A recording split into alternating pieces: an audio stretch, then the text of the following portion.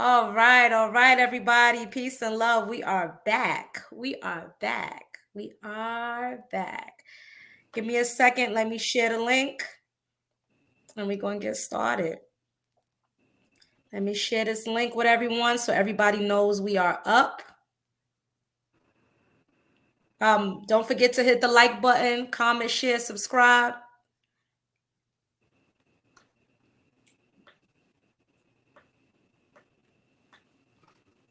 Hold on. Let me click the link to watch. Let me send this to you, Millie Mill. All right. We're going to give people a couple of more people time to come in.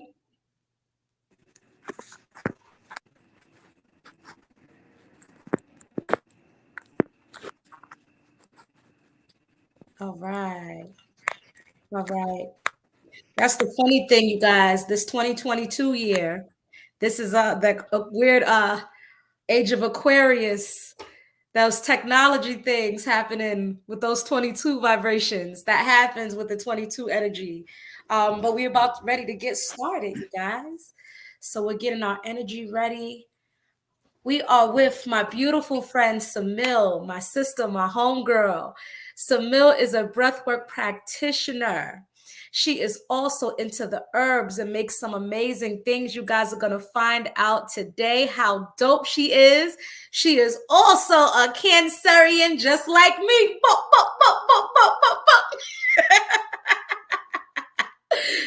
All day, every day. So it's all sisterly love here. So we're going to interview my sister, Samille. She's going to tell you about who she is and what she does. She's in the New Orleans area. So you guys, make sure you share this video. Make sure you let your people in the Nolia know, just like Juvenile said, in the Nolia. Make sure you let them know that Samille is out here. And she's ready, man. We're ready. We're ready. This is the time of the healer. This is the time of us coming together, us helping one another heal, us sharing what we have to offer, us giving to the world and coming out of our shells. Numerologically, I've spoken about it quite a few times on my page, the time that we are in, the Pluto transitioning into Scorpio for the United States and all the magical and mystical things happening.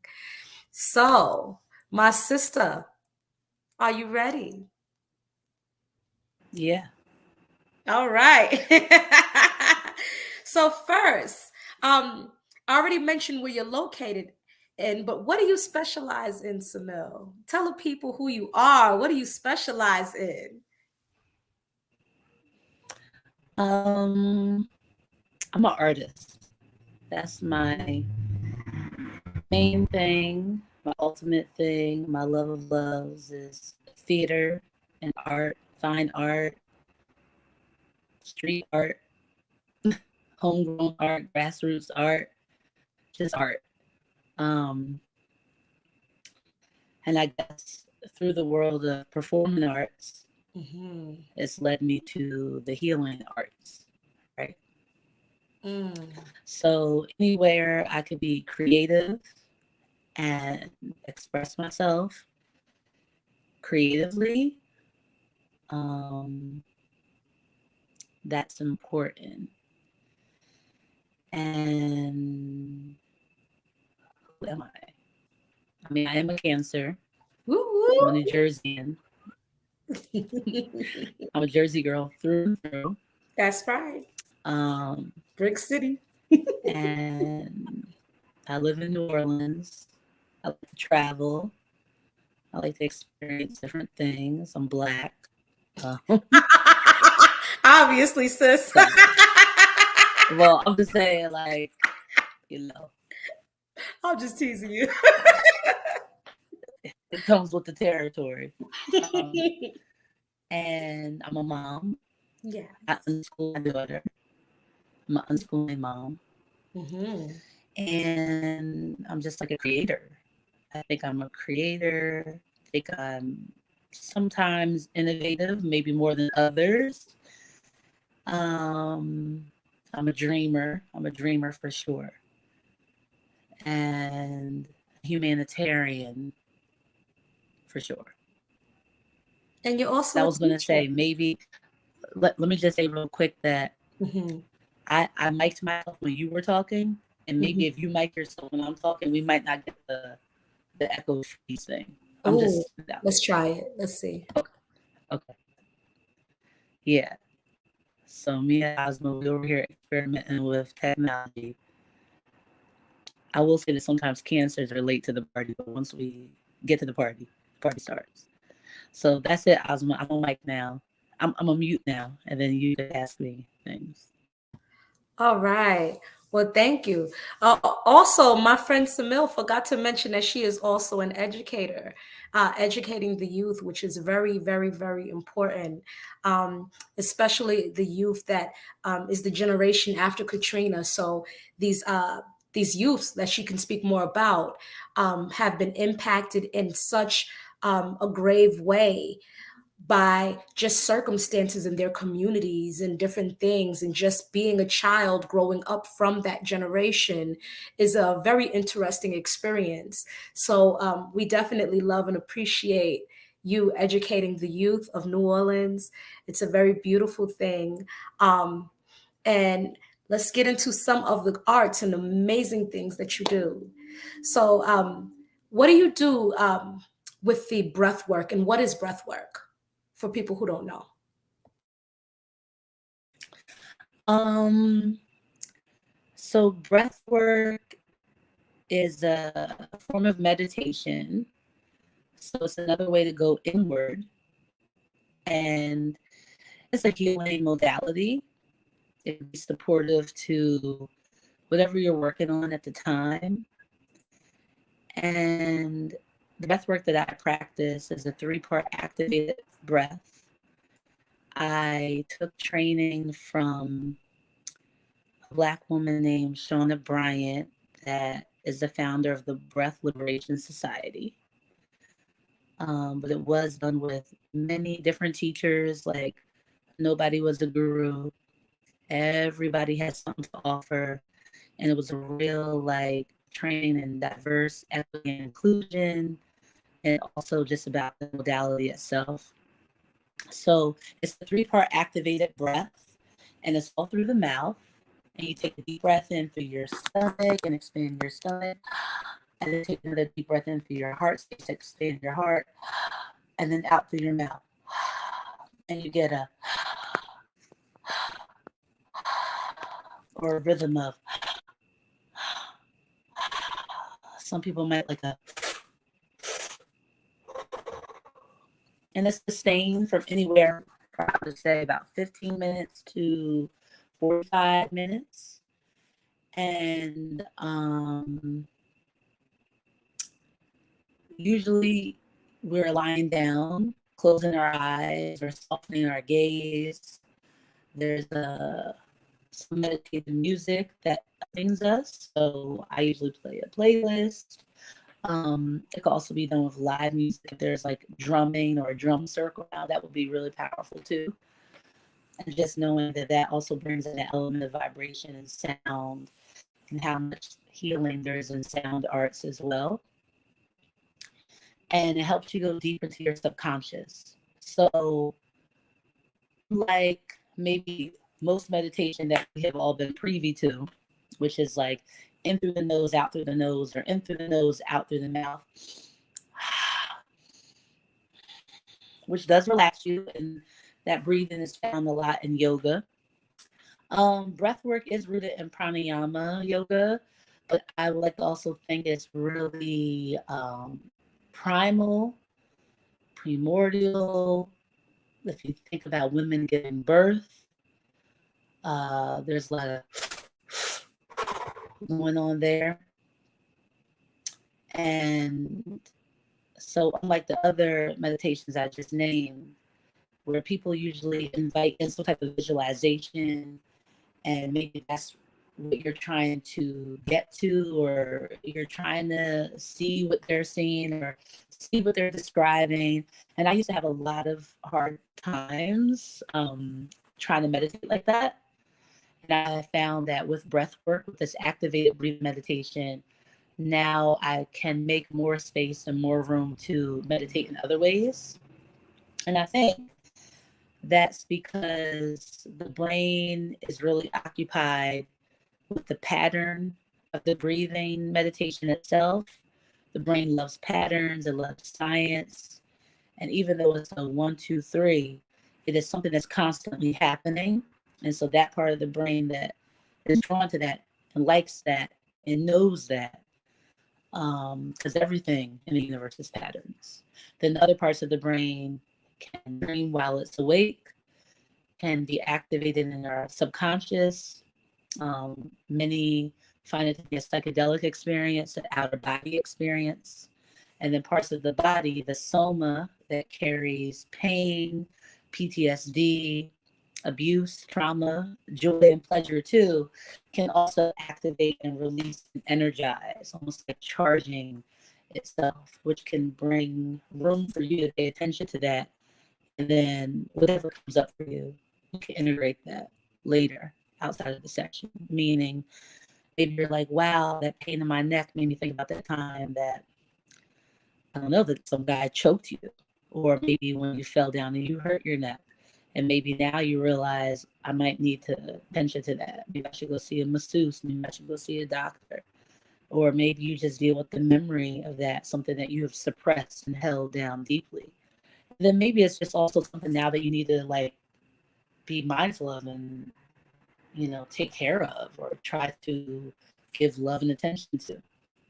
So even with that 3-part breathing meditation, our hands are really important, and our hands are healing agents. I would like to say and put that out there. If you think of Reiki or healing arts that deal with that, but also just the fact that us as people, our hands create things, our hands give hugs, our hands hold things, our hands catch babies when they come out the womb, our hands shake hands, our hands rub people, wipe tears, braid hair. They do all these magical things. And so when we're doing that 3-part breathing meditation and we take a deep breath in through our stomachs and a deep breath in through our heart space and out through our mouths, if you ever feel like you're getting overwhelmed or something comes up for you that's really painful, you can always lay hands on your heart and rub that heart space. If there's a pain in your body, you can always put your hand there and rub that, because it's saying that it needs attention and it needs to be touched, and people need to be touched. What else do I want to say about the breath? Right now, I teach it outside every Sunday at 11 in New Orleans at a farm called Speakeasy Farm. It's drop-in style, sliding scale, justice prices, meaning there is something that could fit everyone's budget. And I really, really urge people that if you make more and you can afford more, then you should pay more. And then if you can't, if you really can't afford to wash your clothes or feed yourself that day, then you should pay less. Or maybe the person that pays more ends up paying for you. And that hopefully we keep moving in that direction. So there we do the breath work outside on the land. There's a platform and a lot of people lay on the ground or lay in the grass or lay next to the plants, the plant ancestors, right? Our allies, our friends. And we get to really experience all the elements there. So you are supported by the earth element. You may get gentle breezes. So there's the air element to cool you down, to give you whispers and kisses on your cheek and go through your hair. Maybe you might cry. So the water element comes into play. Or maybe you get dry mouth and you know that you need water, or you can really taste the spit in the back of your throat, or you sweat. And then the heat that you create through the breathing itself is the fire element. And maybe also you bring up some anger. So then all the elements are at play, and you can really feel, I think, your space or role in the universe, on Earth, and how we're all connected there. So it's really beautiful breathing outside every Sunday.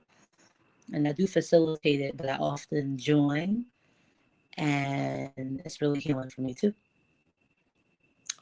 That's it. That's beautiful. That's a lot of great, great, great information that you shared regarding the breath work and what it does. What led you to getting into breath work? I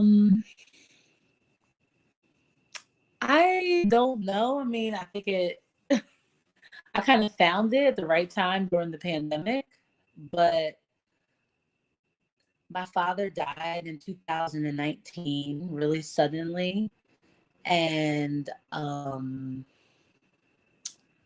was looking for all types of answers and ways to get answers and ways to connect to him and to feel better.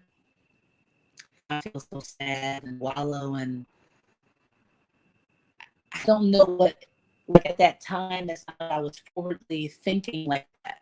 But in hindsight, to look back, it was like there was a ball of energy in me that couldn't move, and I didn't know how to move. And I remember saying to my partner, like I was having trouble sleeping, then I was having trouble staying awake. So either I was sleeping too much, or I wasn't sleeping enough, or I was eating too much, or I wasn't eating enough, like feeding like these empty pains, or then having hunger pains. Like often I would just like, let's just go for a walk. I would have to like get out of the house. Like I felt like I couldn't breathe, or we would ride a bike. And you know, which I know this question is going to come up, but there was a real powerful moment where I felt like that, and I needed to get out the house late at night, maybe around 11 p.m. And prior to that, I was sleeping. So I was sleeping, and I had a dream, a really, really vivid dream of my father. And he was dancing with my then 4-year-old daughter in the kitchen of the house that burned down, but is my family home, my only home really in the world that I would consider like that was home. And I woke up like in panic over that, like didn't know what to do with that. Like I was dreaming about him, but it wasn't like he saw me. I saw him, and he was dancing with her, but we never made eye contact. And that, of course, it triggered all types of emotions and feelings. And when I said to my partner, I need to go outside, I can't breathe. And when I came outside, the moon was full. It was right above my head, shining right on me. And I just remember I just started dancing just like him in that dream, like in this old, like way that old black men from the 60s dance. And so I started dancing like that, almost to like honor him, or almost to say like, I see you too. It was a very spiritual moment. And I feel like I was really looking for spiritual moments at that time. And so I remember then wanting to get on the bicycle, and we rode bicycles all around New Orleans. And it was like I was chasing the moon, just chasing it. So that made me really curious about that element right there. I always knew as a Cancer that we were ruled by the moon.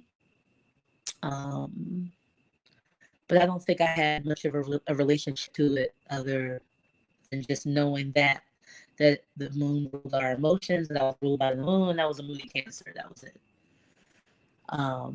So yeah, go fast forward to a few months later, we're knee deep in a pandemic, and a girl that I follow, Erin Johnson, a healing artist based out of Philadelphia, uh, was always, I follow her as far as like on her podcast, excuse me. And she was always talking about breath work, breath work, breath work. And one day I convinced one of my friends to do it with me because she was teaching virtually. And we did it. And like I don't think I completely got it, but I got something out of it. I went somewhere and I was just like, I don't know what that was, but like, I want to do it again. So I would sign up for it again. And then I would sign up for it again. And then I would try to practice it on my own. And I tried to find everything about it on my own at that time. Now I couldn't find much. So I think what led me to breathwork is grief. And I think breathwork is highly, highly supportive in grief work and moving grief, moving big, big stuck emotion. Um, and I know it moved it for me virtually. And now I get to see it being moved in people every week, like in front of my face. And it's like extremely powerful, extremely powerful. And it all comes from inside of you. And one thing that I do invite in with the breathwork that I facilitate is a lot of somatic movement.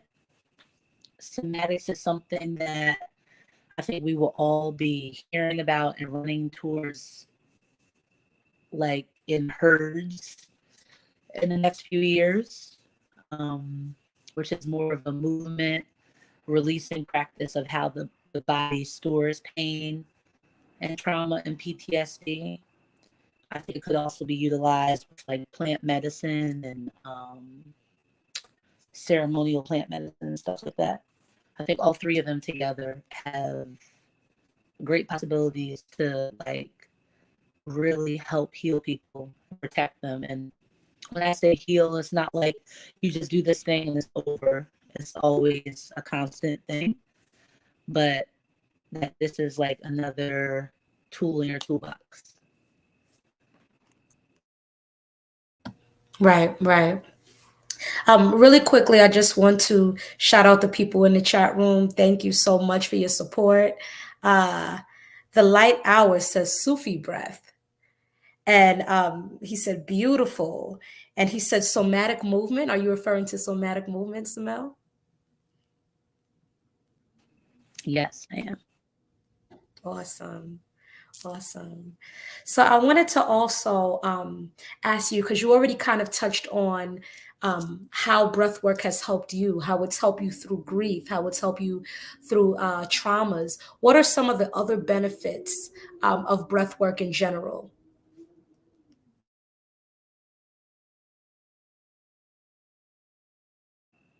Sorry, my everything is happening right now. Okay.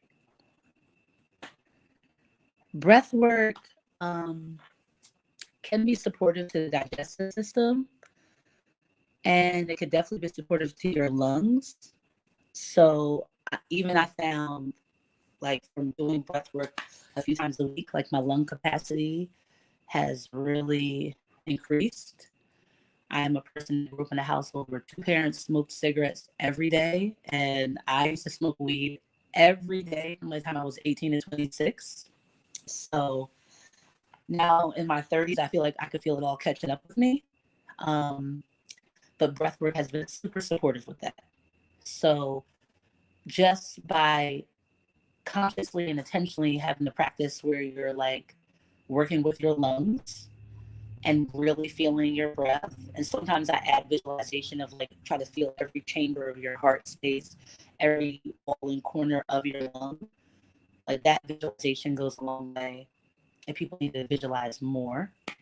Breath work help with creativity completely. Um, During that time where I found breath work, I also really found art journaling and painting and drawing again.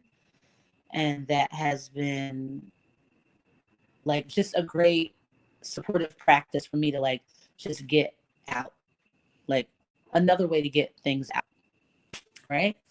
So it can support creatively. I don't know if you heard that, but that was like a bunch of gunshots. Okay, sorry. I live in New Orleans. Um, so yeah, what else could it help? I think it can help relationships. I think it can help your anger.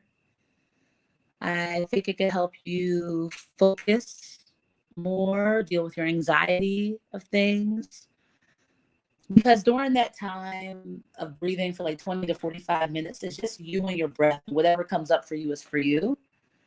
So if something's coming up for you, it's like, oh, I've been needing to like write this book for 6 years, and that's coming up, and you have so much inspiration because you are so still that you could like hear yourself think, then breathwork is completely supported for something like that.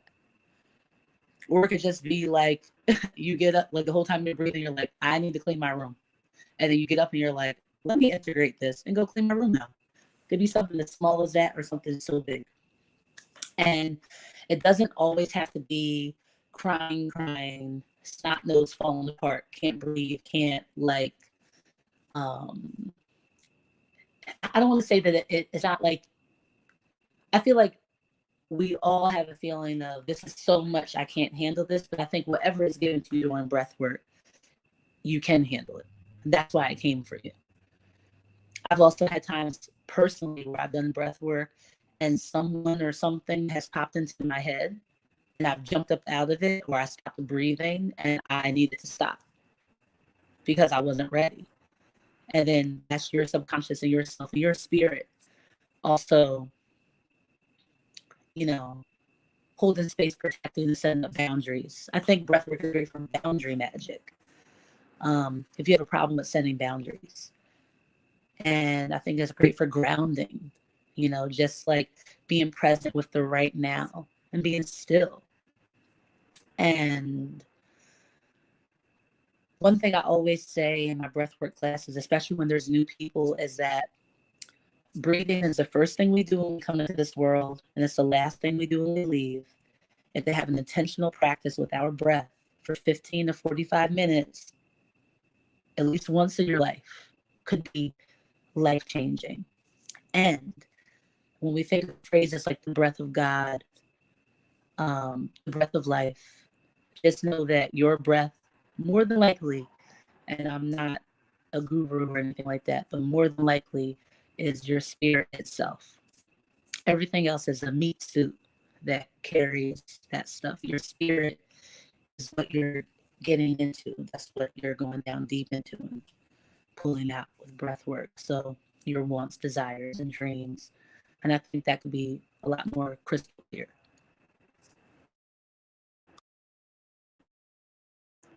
That was beautiful. Uh, the Light Hour said in the comments section, "You sound so calm. Did breath work help you to be calm and more relaxed?" Thank you. To the lighthouse, you said? The Light Hour. The light hour.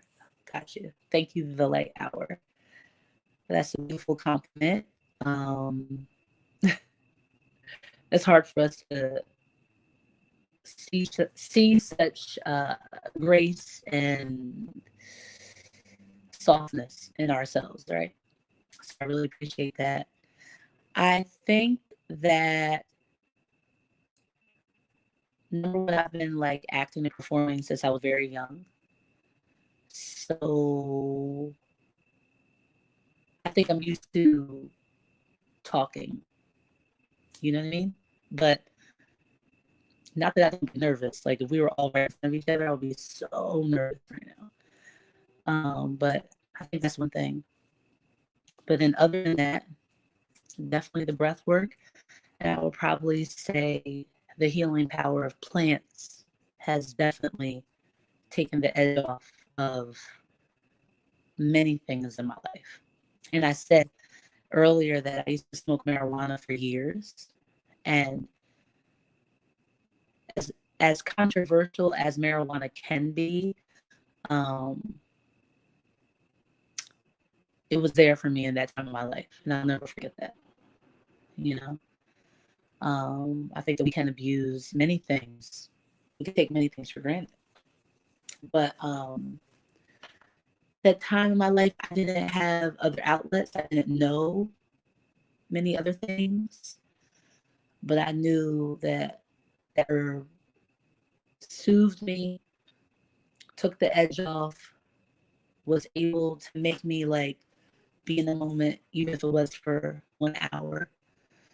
And as I've gotten older and became a mother and knew I couldn't be like that all the time, that I found other supportive herbs to help with that.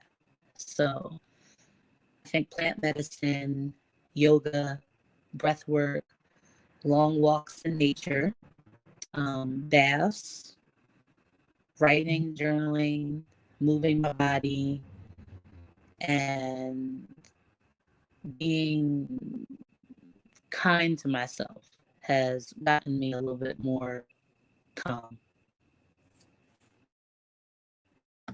That being kind to yourself, that is so, so, so important, because a lot of us are very unkind to ourselves. And we'll make jokes about ourselves and say different things and say, "Oh, it's just a joke," but your your spirit is receiving that. And because words are spells, we bind ourselves with the words and things that we say out of our mouth. And I say that because one of the biggest lessons, and it's been many, many, many, many lessons these last few years for me, one of the biggest lessons that I had to um, come to learn and really take in was being kind to myself. That's such a big and important thing. And I realized that for me in my personal journey, a lot of the quote unquote toxic people that I encountered and dealt with in my life was a reflection of myself. It was a reflection of how I treated myself in private. I wasn't very kind to myself. I was kind to others. I was kind to a lot of people, but I wasn't kind to myself. And not being kind to myself contributed to me attracting people who treated me unkind. And so a lot of times when we get in a lot of different relationships, be it romantic relationships, be it any kind of partnerships that we build with people, they are reflections of ourselves in some way, form, or fashion. So that's really what that what you just said really made me think of, being kind to yourself. I had the person I interviewed yesterday laughing because I was saying how I started saying for my own inner child, "Good job, Ozma," like a little kid. The way I would tell my little students when they do a good job. Something said, "Why don't you say that to yourself? Why don't you give yourself the kudos and the recognition and the appreciation, you know what I mean, that you felt like you needed, or the validation that you felt like you needed as a child?" And so I literally go, "Good job, Ozma," like a, like a little kid, and I'll be real excited and happy, like, "Yeah, I did it." So I just wanted to share that because that message that you said was very beautiful and very powerful, and it brought me to thinking about that and the importance of that. I also wanted to ask, Samil, do you study herbalism by any chance?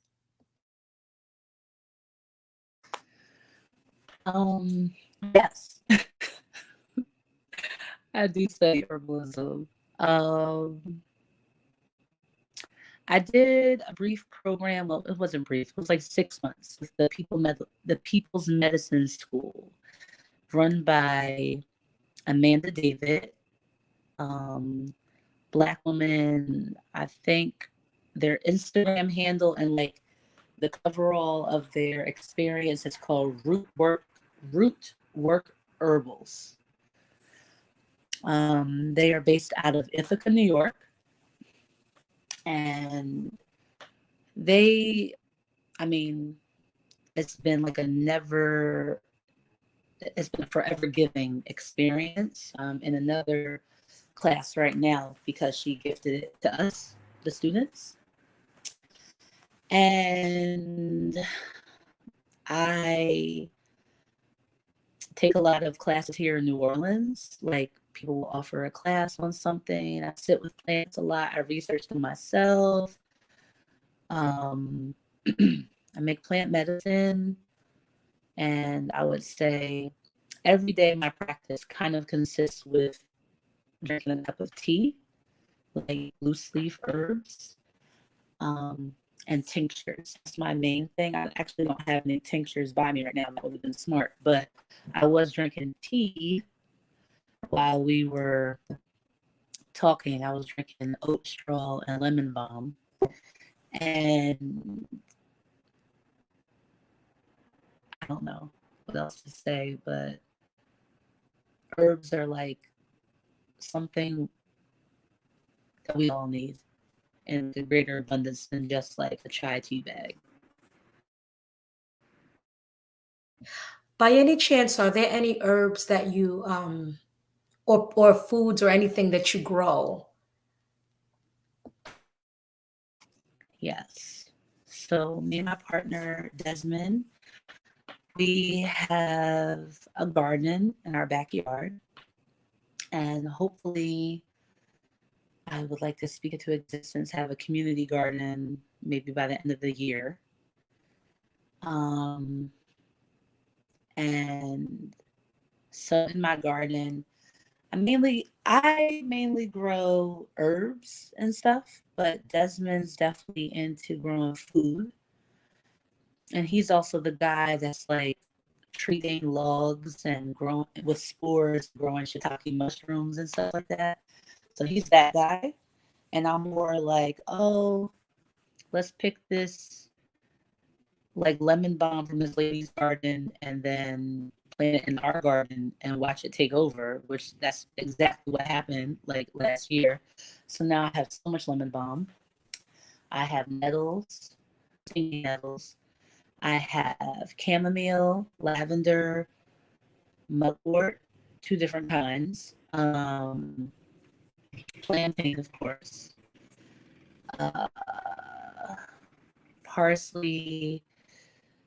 In Louisiana, cutting celery, which is a little bit skinnier. That celery that I think everyone knows grows really abundantly here. So I do have that.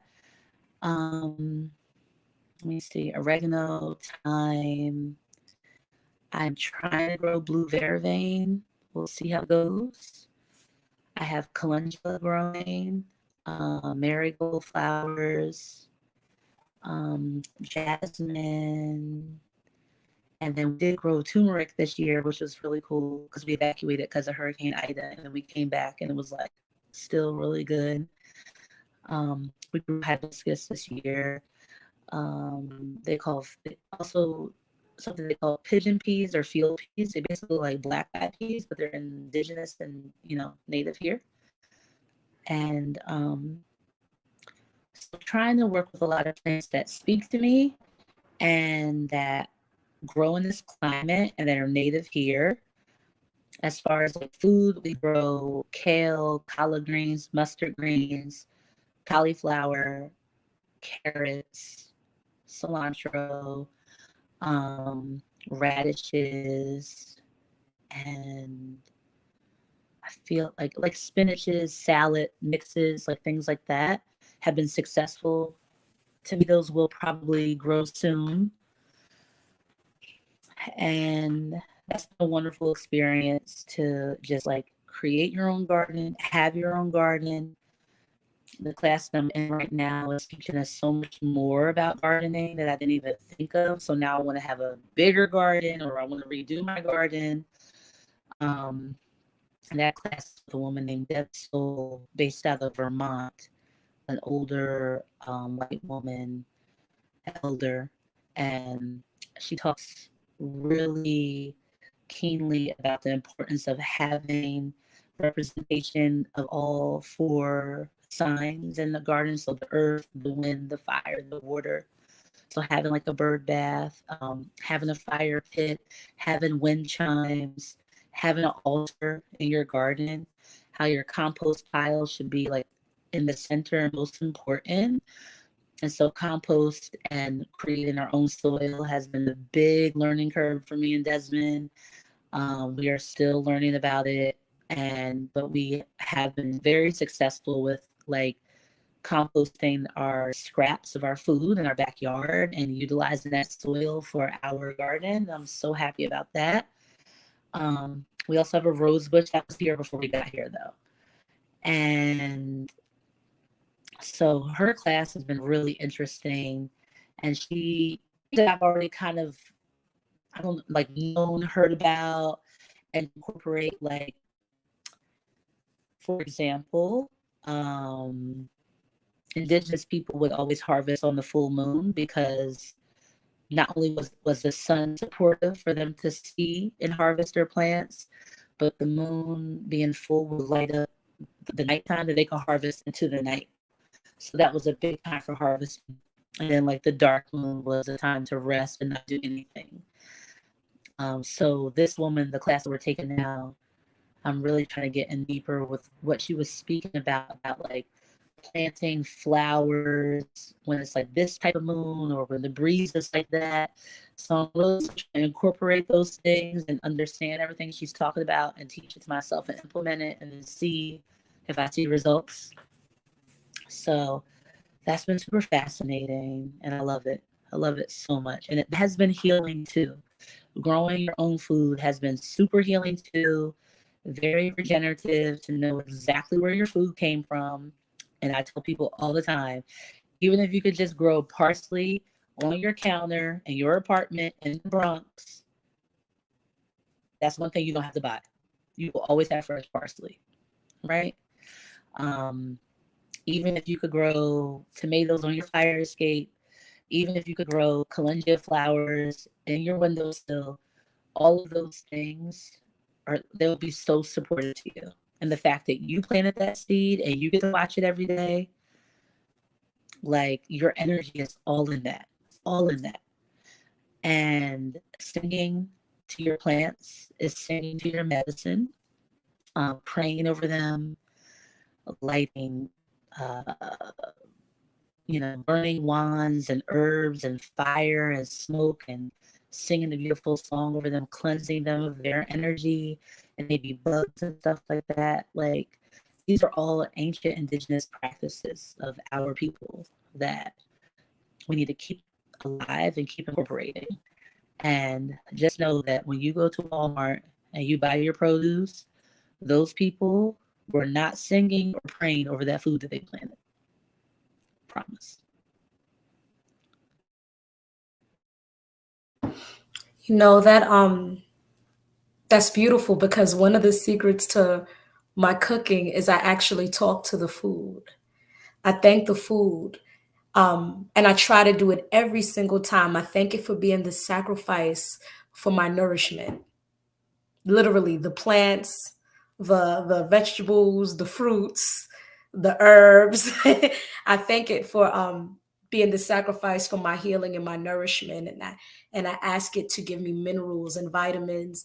That's I have like a whole thing little thing that I do every time before I cook. So as I talk to the food and I clean it and I prepare it. And a funny quick story. One of my closest friends, right, called me one day because I always talk about telling her, you got to talk to your food, right? You got to talk to your food. So she calls me one day and she's like, girl, she was like, you when you be talking about talking to the food, I be thinking you be bugging, right? I be thinking you're a little crazy. She said, but girl, I tried it. She said, girl, I was making some collard greens and I started talking to the collard greens and telling it thank you. She said, girl, them collard greens came out better than they ever did. And I told her, I said, because it holds energy. It's a living thing. And it's being sacrificed for us. Just as people that study the Bible talk about revelations, Revelation says the nation shall be healed by the leaves. The plants are here to help us on this journey and help heal us of all kinds of things. So much respect and honor to the plants. This is the medicine of creation, the medicine of the universe, to the mushrooms, the psychedelic ones, the non-psychedelic ones, all the plants, all those beautiful plants that you grow, that you feel connected with because they're talking to you and they're communicating with you. And they're like, Samille, Samille. And they're calling you, and it's beautiful when you respond to them and you acknowledge them. And like you said, you talk to them. My mom always talks to her plant. She has a green thumb, and those plants be growing like crazy. I be teasing her like, you got a little jungle in your apartment because the plants to get so tall, and she be cutting them down and replanting them. And one of the things my mom used to always do was she used to plant our placentas in her plants when we were babies, you know? So those things are very, very beautiful. So I'm very grateful that you shared that, because I think as humanity have become so disconnected from nature and the things around us, and we really aren't taught, especially in the Americas, to really coexist with everything around us and the importance of coexisting with it. So thank you for sharing that. Speaking of plants, I noticed that you mentioned some tinctures that you make.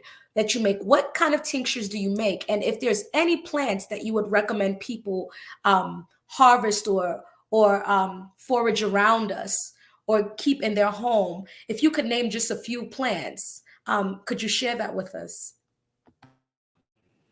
Yeah, definitely.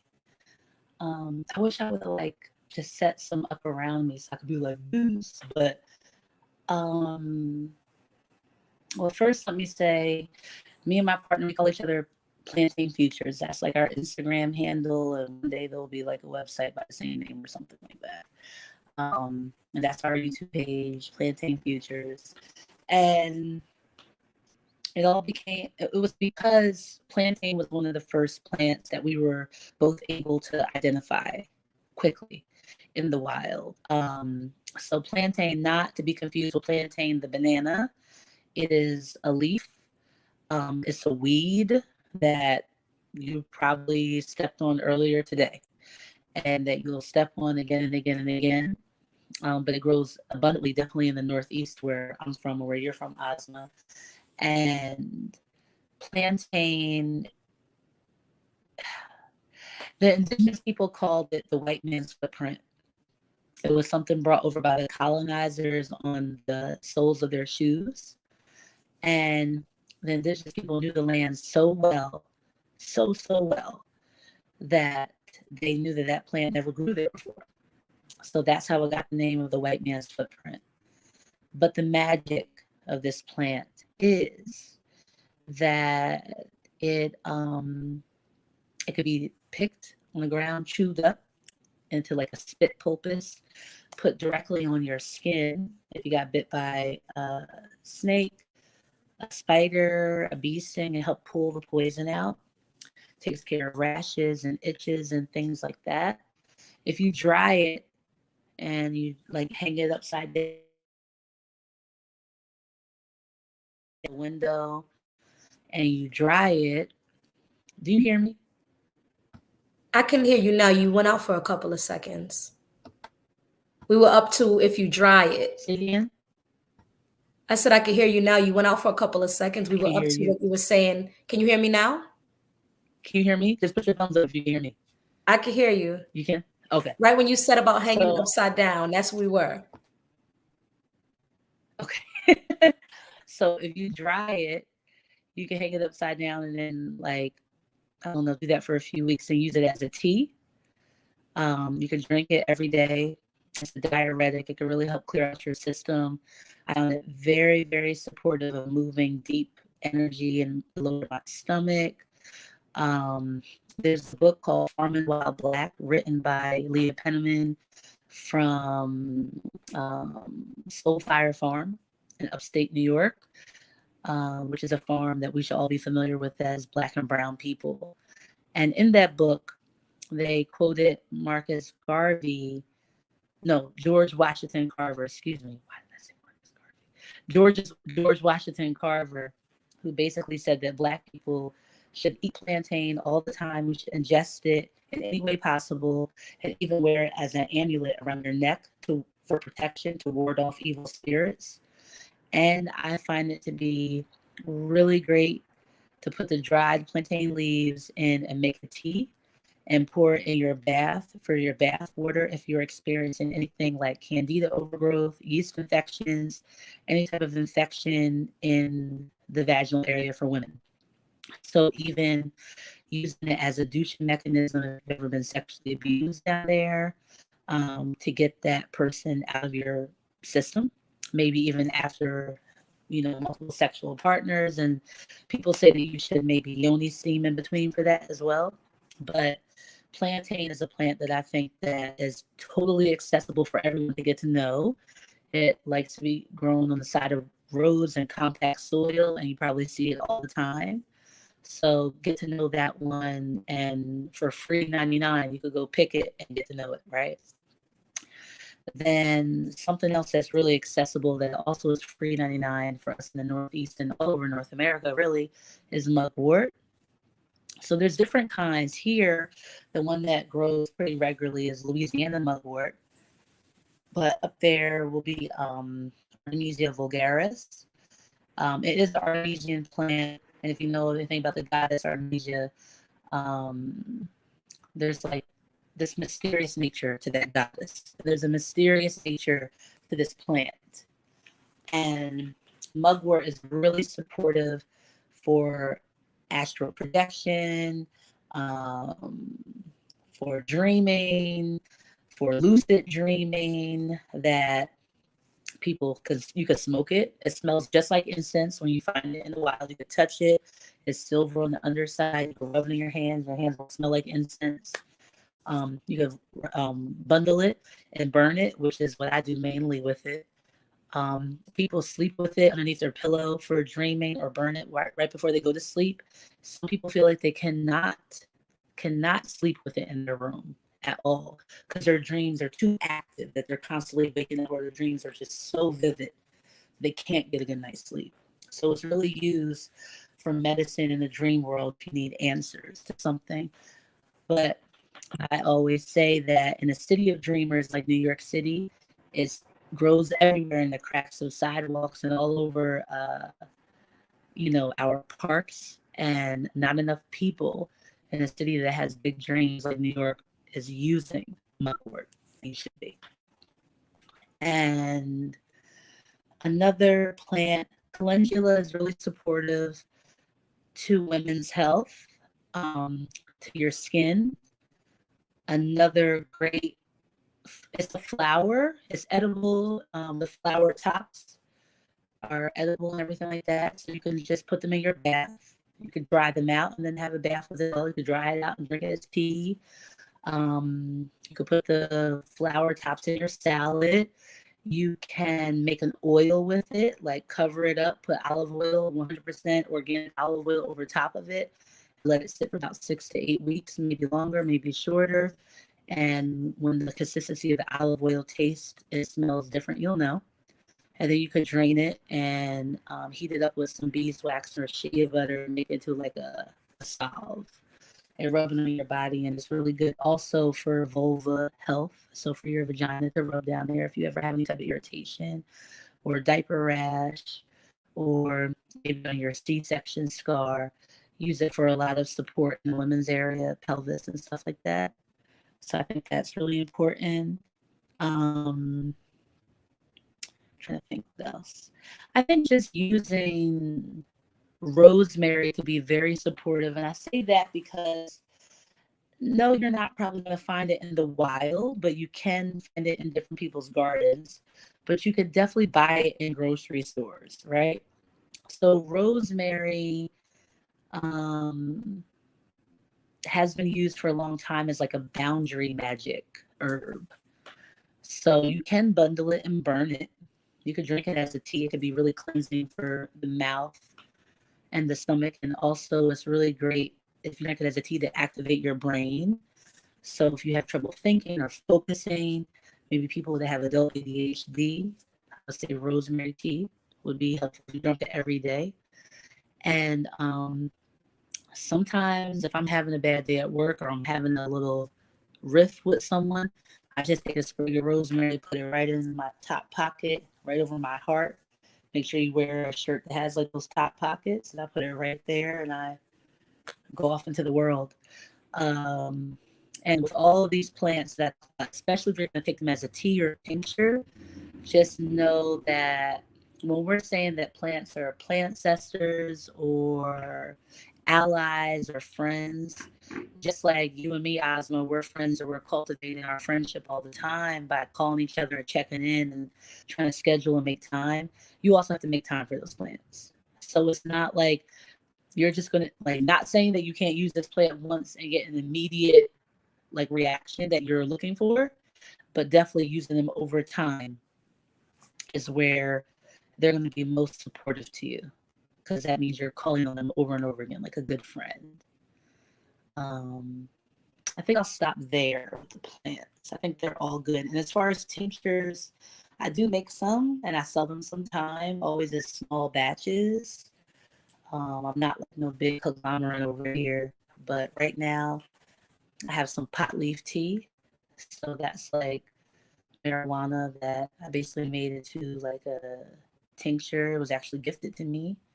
I have a mugwort elixir, mugwort 100% grain alcohol and honey, a lemon balm elixir, lemon balm 100% grain alcohol and honey. So they're both a little sweet. And the lemon balm is used more to like calm your nervous system. It's a nervine. So if you feel like you're getting anxious or you're upset about something, or you just deal with stuff like that every day, even depression, like lemon balm could be really soothing for that as a tea or tincture. And the mugwort will be there. People can do boundary magic with that, but great for like dreaming and creativity all the time, I would say. So yeah, and I have some salves right now, like St. John's wort and plantain. That's it. Where could anyone go to purchase any of these things from you? That's the first part of the question that I'm going to ask.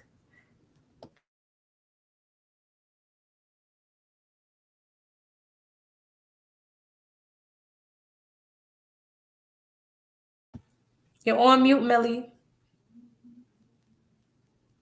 Can you hear me, Millie? Type it. I can't hear you. I can hear you now. I was saying you were on mute for a second. Were you able to hear my question, sis? I'm gonna log out and come back. Okay.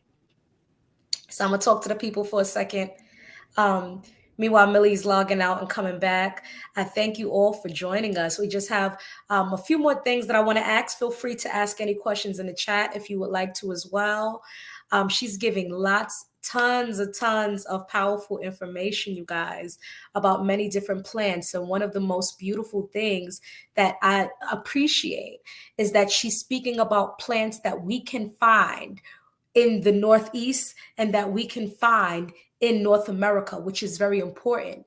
The reason I say that is very important is because I think a lot of times when people get into natural medicine, they think that you always have to go outside of your area for herbs, when herbs and plants and healing, all the healing plants, many different healing plants, not all of them, but many different healing plants are all around us all the time, all around us all the time. Okay. And I think that it's very important for us to also learn the plants and herbs and roots around us. The reason I say that it's important for us to learn the plants and herbs and roots around us is that I think that the perception is, oh, I got to go to Honduras to get some herbs. I got to go to Jamaica, or I got to go to Africa, or I got to go to this place and that place, when herbs are literally everywhere. I literally remember talking to someone, and I think the person was from the Bahamas, and they were into the herbs as well, and telling us about these beautiful herbs in the Bahamas. And when I had mentioned that herbs are, they were like, really? And I'm like, yeah, we have plants, we have trees. So I think it's very important that Samille is mentioning a lot that we can typically find in a lot of areas around us all throughout North America. There's never just usually one herb that serves one specific thing. You can go to different continents, different countries, and find an herb that can do the same things as that specific herb. Or maybe even powerful, maybe similar. There's so many herbs every inch of this planet. The healing is around us abundantly. So I just wanted to share that with you guys before Samille continues and lets us know where we can get some of her tinctures and some of her salves. You can follow me at Plantain Futures on Instagram. You can always message me and we can talk about it. And usually I just, I release small batches. I'll just be like, hey, I got this. Some people buy it, some people don't, or I give it to my friends. Like, and it's like, I'm making the plant medicine because I am doing it for me and my family. And then whatever I have left over, I'm happy to share. Definitely someone else you should check out if you need to is Chicory Design. She's on Instagram, a Black femme that I know here personally that totally is down to help all BIPOC people get access to plant medicine. And something else I want to say about plant medicine is just, number one, to piggyback off of what you said, Ozma. Yeah, absolutely. Like, learning the plants that are around us is so important. Because if this all turns to shit and we get bombed tomorrow, it's going to be us and these woods again. And that's how it was. And just know that however we got here, it wasn't by no mistake. It was because we knew how to like take care of land. That's what we knew. And so getting back to any of those practices in any way, not one person could do everything, but knowing the things in your backyard specifically can help you. If you have a park that you walk through every day, start looking on the ground. What's blooming? What's dying? What has flowered? What's ready to be picked? And there's like apps now that you just take pictures and it'll tell you if it's edible, what its usages are, how long it's been around, if it's invasive, is it complementary to the environment or not? So I want to say that. And then I felt like you said something else, but yeah, I think that we all, our elders, they hold a lot of medicine. And, just as much as we are the medicine and the breath is the medicine, these plants are the medicine, so are all your elders around you. Whether or not you're related to them, or it's the old lady in your building, or the guy down the street that you see drinking that weird drink every day, you need to ask him, what is that? Because he probably kept him here, right? And, even people chewing on tobacco. Some people lived a long time because, organic raw tobacco from the ground, there's nothing wrong with that. It's all the poisonous stuff that they put in that stuff. Tobacco is a sacred plant for indigenous people. Sacred, right? So, and just think about how many enslaved people were just fielding tobacco for years. It like has our name on it. I remember I drove from Augusta, Georgia to Savannah, and we drove past so many cotton fields. I can't tell you the type of visceral reaction I had, other than the fact that I was just like, wow, that's cotton balls on the stick. It's right there. And you know what? That shit is mine. It's fucking mine. You know what I mean? And let's talk about the fact that you really can't grow cotton in your backyard. You can't grow it unless you're growing it commercially. They have banned you from that. They've banned you for that. Look that shit up. And no, you can grow, you can't. Right? But yeah, talk to those old people. If you have a grandmother that used to always like cut up ginger for you and pour hot water and lemon and honey on that junk, remember that. When you have a kid, do that shit for her. Let her do that shit for her kid. And maybe start a recipe book of like family recipes and ailments of ways that old folks was healing you. Put rubbing Vicks salve on your feet, witch hazel on your. I don't know. I'm just like throwing shit out there. Whatever it is, like that shit. That's the medicine right there. That's the real medicine. That's the stuff that we're trying to remember and cultivate. Now I remember. You said something like when I was talking about. You were talking about talking to the plants and them talking to you. So, and you were like, here's a quick story. So here's my quick story. I would sit with a cup of tea at my altar like every day. And I fell off this practice. Because we lost our house temporarily with Hurricane Ida. So I haven't really come to grips with rebuilding my altar the way that I did before, right? So, but prior to that, I was sitting in front of it with a cup of tea every day and allowing whatever inspired me to happen, or the messages I was getting. And the more that I did that every day, the more clearer things were. Because there's the practice, there's the routine, there's the ritual, the ceremony, you know what I mean? And so I remember I went to a garden before I had my own lemon balm in my backyard, and I picked all of this lemon balm, so much lemon balm, because I was like, I'm gonna make this lemon balm medicine. I'm gonna make this medicine right now. At the time, I was like really into lemon balm. That was like my first herb that I really like. Oh, I could drink this every day, right? And they didn't have any more paper bags, and I didn't have a basket, because now I have baskets when I go pick herbs, right? Because we always like elevate, you know more, you do more, right? So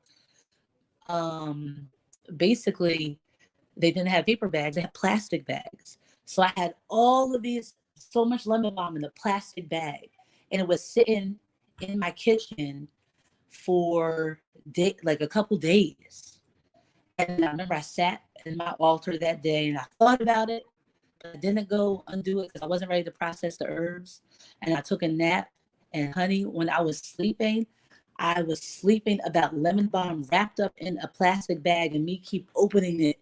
And then I would go back to sleep, and I would open it and go back to sleep. And that was like the dream, because the lemon balm was like, open me. I'm suffocating here. I'm suffocating. And so that was like a powerful story there, you know. And so that is so important to like have those relationships. So I just want to say that about the herbs and about the medicine itself. And also just want to say that having some type of ritual every day, you know, more so than the ones that you probably already do, which is like you brush your teeth, you take a shower, you do your hair. Those are more like, if you didn't have to go to work, would you do that every day? You know what I mean? Would you really do your hair every day? I don't really do my hair when I have to go to work. I just chill, you know? Your ritual is like, what's that thing that supports your heart, that makes your soul smile, makes your ancestors happy, you know? And it could just be like, maybe your dad passed away and you play his favorite song and you dance around the house and you cry. But you feel connected, you know? And it's supportive to you, and it's supportive to that relationship and that connection, because there's the healing, right? Because it's moving now. That's beautiful. And I think that statement, that last statement you said, was especially very powerful. And I know that's going to resonate with a lot of people watching. So thank you for that, sis. Well, we can't wrap up the interview without talking about Mama Moon, because today is the new moon. So I wanted to talk to you about some of the moon cycles, and even with growing some of your herbs and the breath work, how do you use the moon cycles for these things or to manifest? Yeah. Well, I talked a little bit about the moon earlier, as far as like the moon was a big agent into diving a little bit deeper into a lot of things that I think I already knew. You know, Ozma, when you and I met, and people don't know how we met, right? But we met because I was singing in the Mile Long Opera at that High Line Park in New York, remember? And you were working it, and probably you and maybe two other people that I met there I still stay in contact, and the rest of it was filled with all of my friends that were singers from school. My friend Andrew got me that gig. He was just like, they need an alto, you need to go, right? And me and you, we just connected because every day we would just sit there and talk about Dr. Samille plant medicine, right? And you were like, get back on your vegan stuff. And I was just like, girl, after I had my baby, I couldn't get back on my vegan stuff. I just been craving that meat. right? And, you know, we have differences of opinions there, but much respect, much respect. And that's how we connected. And I mean, it's just something as simple as that. It wasn't like me and Osmond went to school together or nothing. It was just like, oh, you fuck with that? So do I. Word. And so I just say that to be like, the moon thing just kind of caught me by surprise. And I say that because just like what I knew when I met you, and I wasn't completely implementing, or things that I felt talking to me, but I couldn't fully hear it, I needed to get out of my environment at that time and slow down and hear myself more, which I feel like I do in New Orleans. And I'm not saying everyone moves to New Orleans or everyone to move somewhere tropical or whatever. That's not what I'm saying. I'm saying that it was like New Orleans was calling me and I just answered the call, right? And so then when the moon called me, when my father died, I answered the call. And what I mean by that is my boyfriend, Desmond, always says, be the places you want to be. He's a very simple, cut and dry guy. Be the places you want to be. So I'm an artist. So usually I take jobs in artistic spaces, right? So I've been a box off representative for some place, or I've done backstage for there, but it's like I'm always around it. So when the moon kind of sparked me, I started going into more apothecaries. I started going to more botanicas, to more places where I could get candles and crystals and overhear women talk about it and see the type of women that were going in there. And of course, I'm always looking for women that looks like me. I'm like, is she black? Is she curvy? Does she have natural hair? Is it wrapped up? What is she talking about? Is she dragging her kids in there or not? Is that okay? Right? So it was a lot of that. And I'm gonna tell you what was really freaking powerful at that time. And New Orleans is a real trippy, spiritual, powerful place. But there's a place here called the Healing Arts Center, which if you kind of do some digging around that, maybe it's a little controversial as far as like a building goes. But inside of there, there's a food co-op where I can get a lot of organic, fresh food. And this, you know, I was on my I'm feeling sad, I feel lost thing because I lost my parent. You know, when you lose your parent, there's so many untied things attached to that.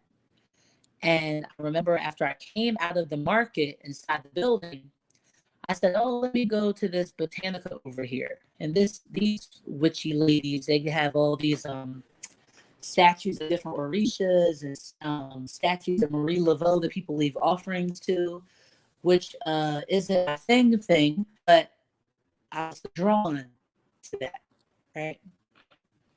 So I was like, oh, let me go see what they got going on over here. And like I said, I was having trouble at that time, like moving my body because I had so much pain, so much anger. And I went walking, I turned the corner, and they had a book signing there. It was a Black woman with her book. And all these people sitting there listening to her talk. So I just sat down. You know, they smiled at me and I sat down. And she was sitting there talking, and her book is called A Little Juju, or Good Juju. Good Juju by Najla Lightfoot. The most witchy freaking name ever. Najla Lightfoot. And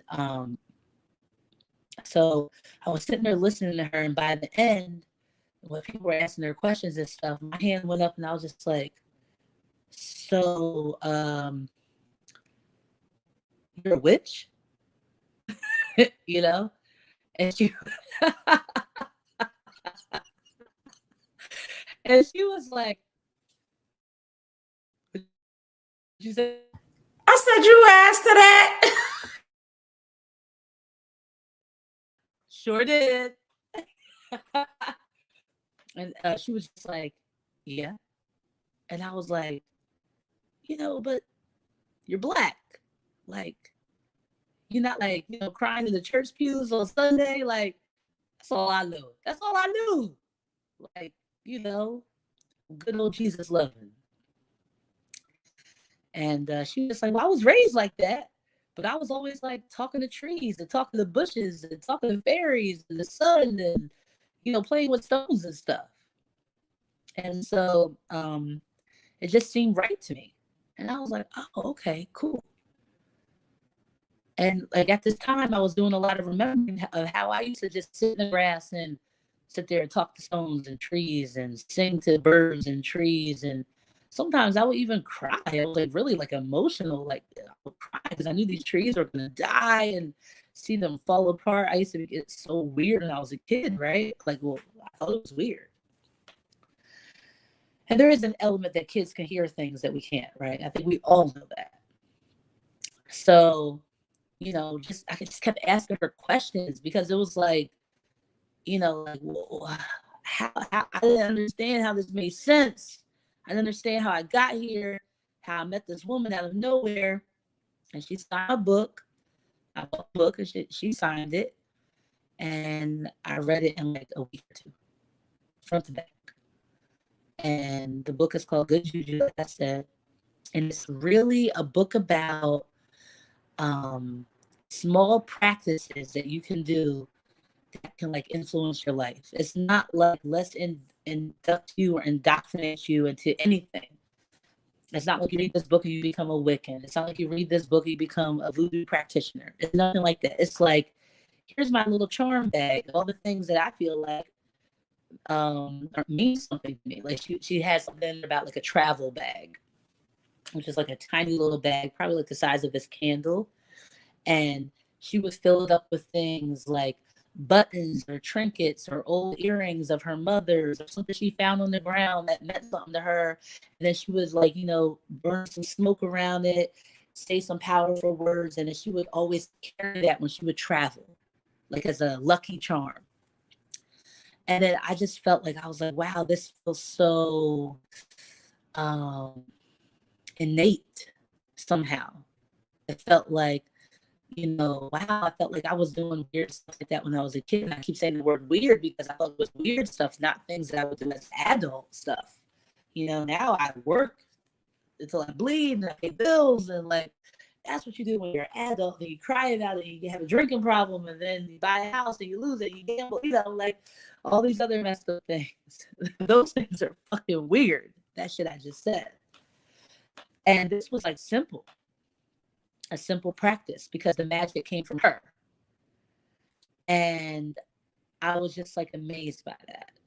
And so I would try little things.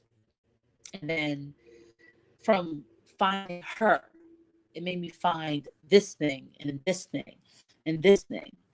And then I took a class about the moon called Moonbeaming with Sarah Faith Goddess Painter. Based out of California. It was a virtual class, and we learned all about the moon because I was engulfing all that, but I couldn't get it all. So now I would say that when I practice, or like you said that today's the new moon, it's still new moon, but the new moon was really yesterday, right? So, but also I guess some people would say that today's a new moon if you could see a slither of the moon in the sky. And some people will say it's the new moon if we're counting the days of the lunation, but it's dark out. And it's really like during the new moon, it's time to plant seeds. It's time to have new ideas. Even some people would say it's time to like wipe the slate clean. So whatever happened during the last lunation is over. And the thing is, like earlier, I mentioned the thing about the indigenous people like harvesting under the full moon. And, they weren't subscribing to the Gregorian calendar, which really came from colonial people. That was a colonial idea that came from Europeans. And let us also say that probably came from a certain set of Europeans, because there was a lot of Europeans practicing early practices. And that's why they were called witches. They were burning them left and right, burning their own people.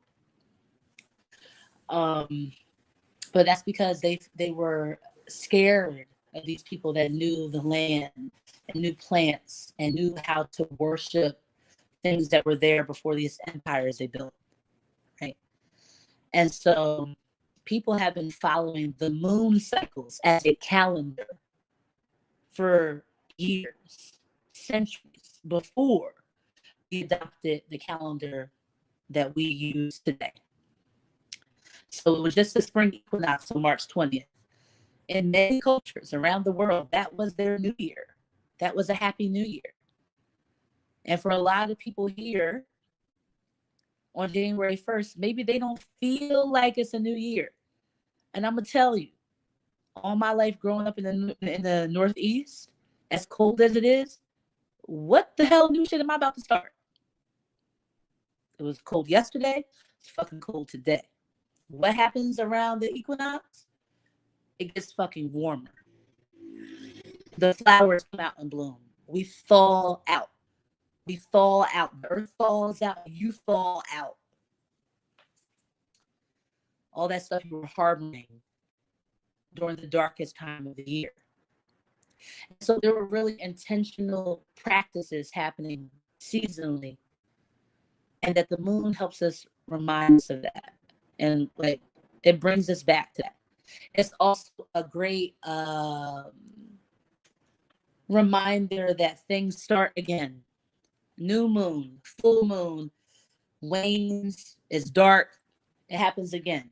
A constant cycle, a constant cycle. You get depressed, you think about suicide, you just keep looking at the constant cycle, constant cycle. It helps me. That's what I will offer.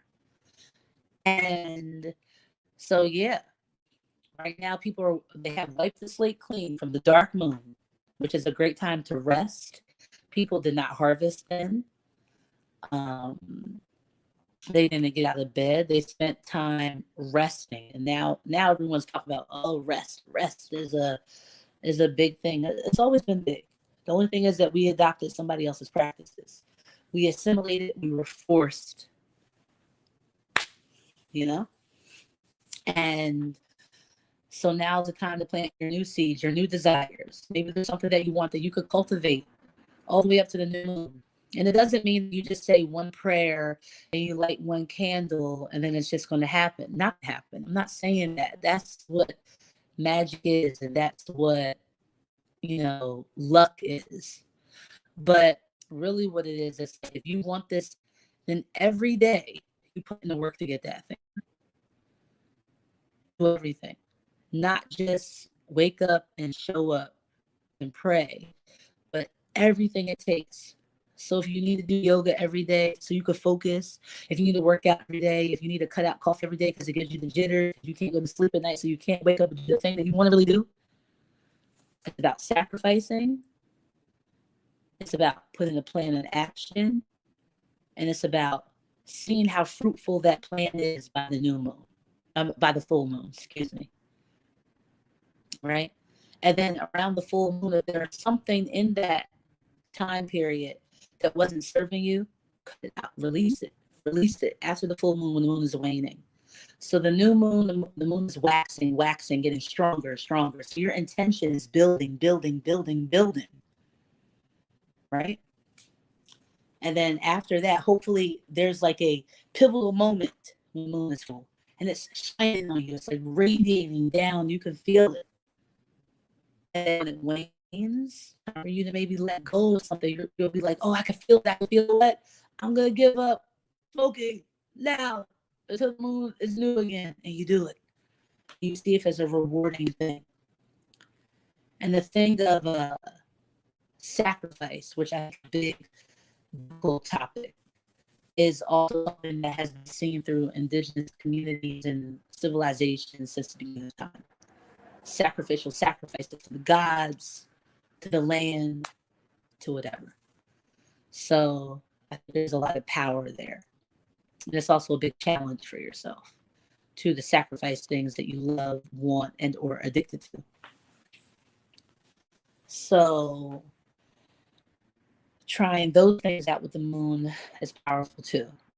And just to read as much information as you can about it, and to walk with the moon, to go outside with it and see how you feel. You'll get your own feelings. You don't have to listen to what I say. You don't have to listen to anything I say. Just get your own experience. It's all about you and it and they or them. And know that all planets have moons too. So that's even probably a trippier thing to even experience to think about as well. But there's a lot of power there, and it does rule a lot of things. And so in that class that we took, we taught a lot, we journaled a lot. We journaled a lot. And I think that journaling and writing is something that is becoming lost somehow in society because we're always typing and clicking things. But pen, heart to paper is like, there's nothing like it. Nothing like it from you. And when you're journaling every day with the moon as the practice, you see, if you do that for maybe 6 months, you'll realize that, wow, around full moon, I'm really tired. I'm really angry around that time. Maybe you get your period around, or maybe you're really sad or emotional. And maybe you're around maybe you're more energized. Maybe you're more energized when you're releasing things. Or maybe you're more energized when you are like cultivating things, when it's waxing. And maybe when you're resting, it's not like drained to you. Maybe that's a regenerative time because you just want to be inside and be with yourself, your songs, and write your poetry and bathe and do your hair,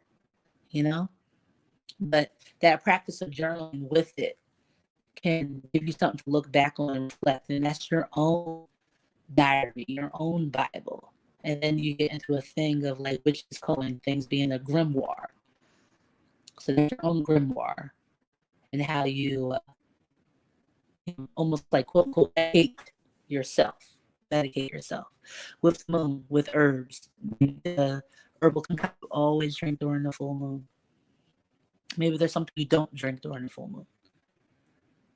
Maybe you always bathe in, I don't know, bath salts with lavender. Maybe that's a sweet practice that you yourself then. Maybe you always get a massage on a full moon.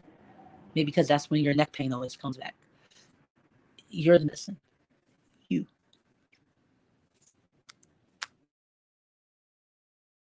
That was powerful, sis. The moon cycles, man. Those moon cycles. I was thinking of something, but I kind of lost my thought because I was just listening to all the beautiful information that you were giving and all the wonderful advice you were giving about the moon and just different things you can do around those times. Um, it's beautiful. It's beautiful. Um, Before we head out, I wanted to ask you, um, are you up to doing a little breathwork activity with us? Yes, of course. All right. Okay. So I don't have a playlist or anything right now. But let's actually in the next like 2 or 3 minutes ourselves.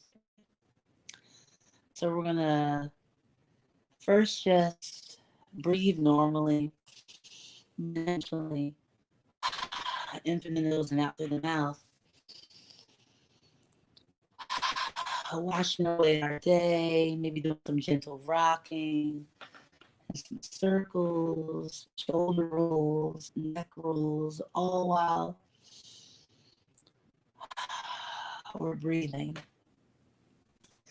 And while you're doing that, do like a body scan, even if you want to tap all over yourself. Maybe you could find a place that hurts, holds tension, or maybe you tap and you're like, oh, that feels so good. I need more of that. And you tap and you massage, you tap and you massage. And then you take another deep breath in through your nose. And then exhale on a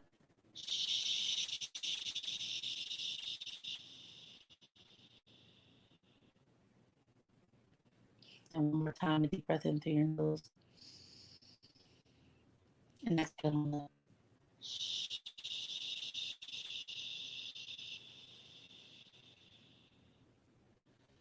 And the last time we're going to do it, because we're inviting our mind to be quiet now. A deep breath in through our nose. And exhale, give it that nice ocean breath.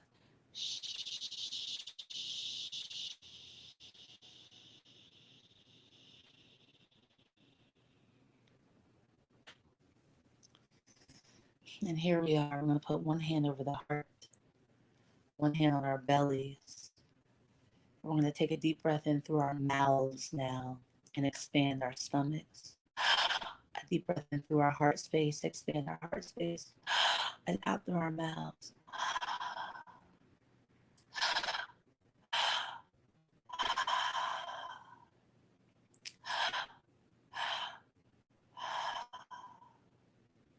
And find your own rhythm with that.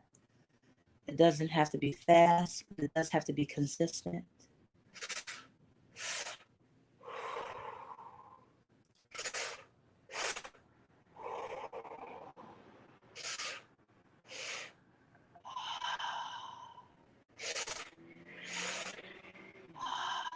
And keep it up. Just follow the sounds of your own breath. And just keep thinking about having that intentional practice about how right now is for you. And right now, you can tap into the power of your own beautiful supportive breath that has supported you in every moment of your life up to this point. That thing that happened 2 years ago, that thing that happened 5 years ago, that thing that happened when you were born, you're still here now. That is the power of your own breath.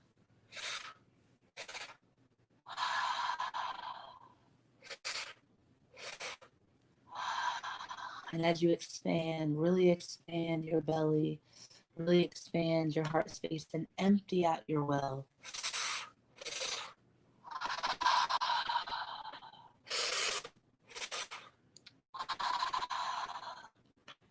And I imagine that we're all sitting up right now.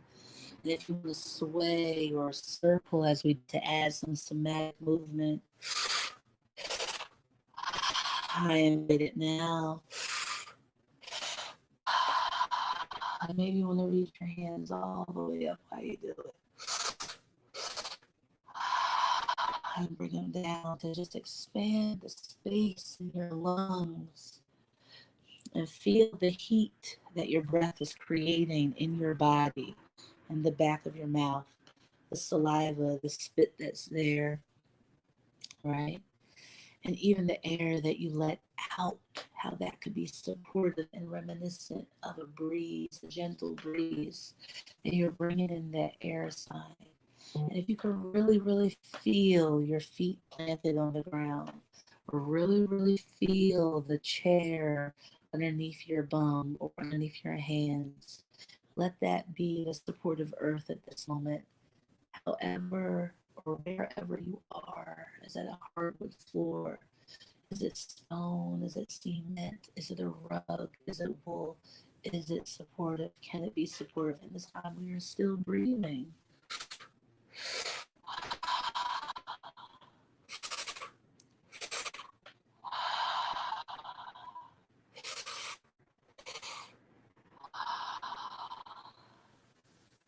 And bring in gratitude. Find gratitude for this moment, for this healing moment, for this moment of expansion in your heart space. How can you expand? How can you expand in this moment? How can breathing figuratively help you expand in your next moment after we're done? How can you take up space? Space that you deserve, space that you want, space that you're already in. Maybe you need to take up more space. And how can the breath help be supportive of your voice? Things that you want to say, the things that you long to say. And maybe sometimes you realize you need to be quiet. And how can the breath be supportive of all of that? Maybe sometimes you need to take a breath before you speak too.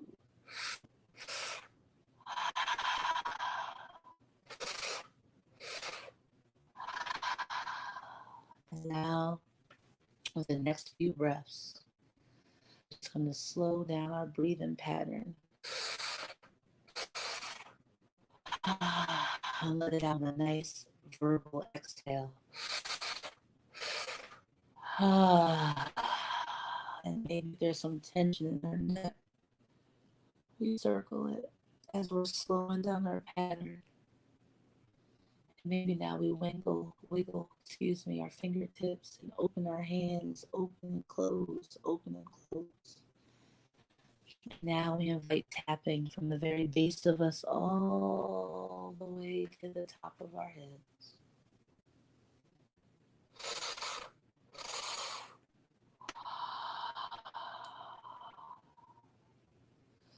And when you're ready, you can stop your 3-part activated breath. Come back to something that is normal for you, familiar. And maybe you notice that you hold your breath. Maybe you take shallow breaths. Maybe this was hard for you. Maybe it was easy. And I invite you now to open up your eyes. Put your hand over your heart. And just feel your heartbeat with your eyes open. Taking a look around the room.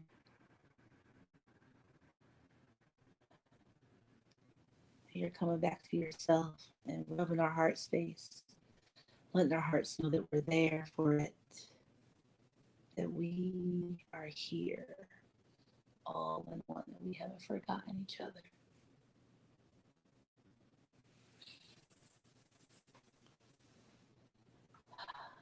So that's a little demonstration of breath work. Thank you.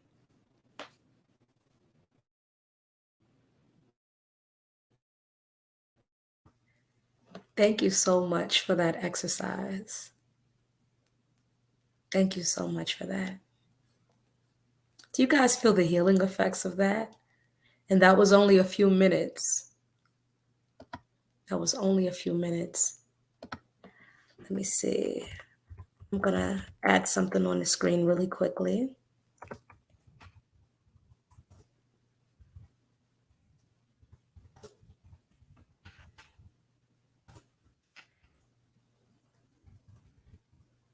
On.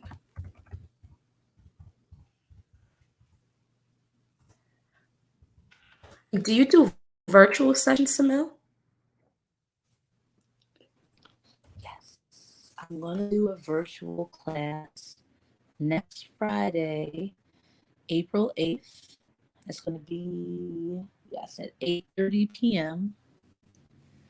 So on my Instagram page at Plantain Futures, there's a post about it, and you could DM me. And when you DM me, you're basically going to be like, I want to do breath work. I want to sign up for the class. Give me your email address and your name. And then I will email you a link to the Zoom experience that we'll have together. It is sliding scale between $15 and $45, or as my friend likes to say, justice prices. If you really are in dire need to come and you can't afford it, please let me know. I'll probably have a spot or two that we can offer up. So this will be an intimate session, and the breathwork session on the 8th is breathwork for taking risks. So that's the theme, to take a risk. And I thought about that because that's on the day of the first quarter moon. So really be supportive for folks that are planting seeds or casting a spell or manifesting or setting intentions right now underneath this new moon energy. So this will be kind of like a virtual check-in to be like, how is your risk-taking going? I think that April is a great time to put yourself out there, just do all the things, let it all hit the wall, see what sticks. And so this practice will be in support of your dreams, wants, desires, and creative goals and energy. And it will start very similarly to that we just did. There will be music, will be a playlist that accompanies it. And at the end, we will talk And if anything you want to share, it'll probably be about 40. We'll probably breathe for 40 minutes so we can have minutes of talking. So it'll be an hour long, I think, altogether, give or take. It depends on how many people come, but we always do brief introductions and then some closing reflections. So please hit me up there. And like Asma said, if you want tinctures, salves, if you want to hear more about unschooling, if you want to see my YouTube channel, it's all on there. If hopefully we'll have another retreat one day. On last year, great. And I'll be in the Northeast sometime in June and July. I usually am. So that's another way to maybe hook up with me in person. Maybe we could do some breath work in the park or something like that. So that's it.